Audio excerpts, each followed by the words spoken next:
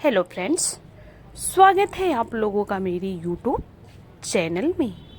आइए जानते हैं नवरात्रि के चौथे दिन माँ कुष्मांडा की कथा और पूजा विधि के बारे में।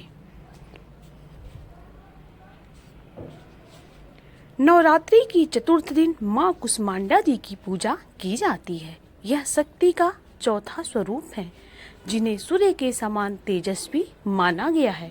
माँ के स्वरूप की व्याख्या कुछ इस प्रकार है। देवी कुष्मांडा व उनकी 8 भुजाएं हमें कर्मयोगी जीवन अपनाकर तेज अर्जित करने की प्रेरणा देती हैं। उनकी मधुर मुस्कान हमारी जीवनी शक्ति का संवर्धन करते हुए हमें हंसते हुए कठिन से कठिन मार्ग पर चलकर सफलता पाने को प्रेरित करती हैं।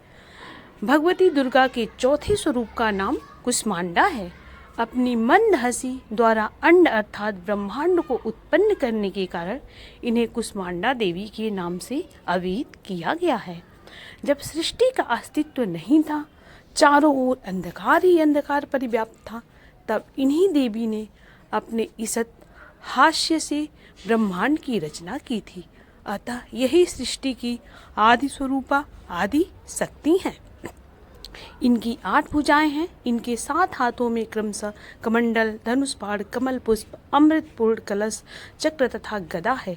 8वें हाथ में सभी सिद्धियों और निधियों को देने वाली जपमाला है।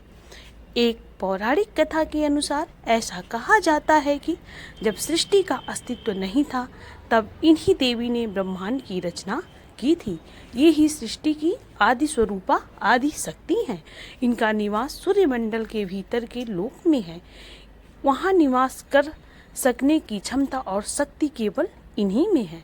इनके शरीर की कांति और प्रभावी सूर्य के समान ही दैदीप्यमान है। माँ कुष्मांडा की उपासना से भक्तों के समस्त रोग शोक मिट जाते हैं। इनकी भक्ति से आयु, यश, बल और आरोग्य की वृद्धि होती है। माँ कुष्मांडा अत्यल्प सेवा और भक्ति से प्रसन्न होने वाली हैं। इनका वाहन सिंह है। नवरात्रि पूजन के चौथे दिन कुष्मांडा देवी के स्वरूप की ही उपासना की जाती है। इस दिन माँ कुष्मांडा की उपासना से आयु, यश, बल और स्वास्थ्य में वृद्धि होती है। आइए जानते हैं माँ कुष्मांडा के पूजन विधि के बारे में। नवरात्रि में इस दिन भी रोज की भांति सबसे पहले कलश की पूजा कर माता कुष्मांडा को नमन करें। इस दिन पूजा में बैठने के लिए हरे रंग के आसन का प्रयोग करना बेहतर होता है। माँ कुष्मांडा को इस निवेदन के साथ जल पुष्प अर्पित करें कि उनके आशीर्वाद से आपका और आपके स्वजनों का स्वास्थ्य अच्छा रहे।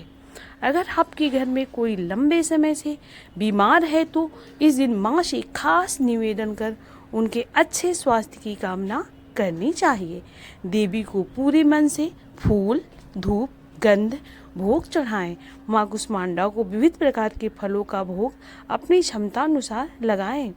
पूजा के बाद अपने से बड़ों को प्रणाम कर प्रसाद वितरित करें। तो ये थी माँ कुष्मांडा की पूजा विधि।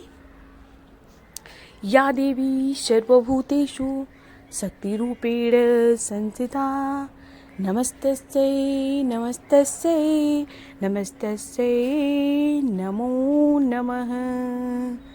जय माँ कुष्मांडा। तो ये जानकारी आप लोगों को कैसी लगी? अगर अच्छी लगी हो तो इसे प्लीज़ लाइक करिए, शेयर करिए और हमारे चैनल को सब्सक्राइब कीजिए। धन्यवाद।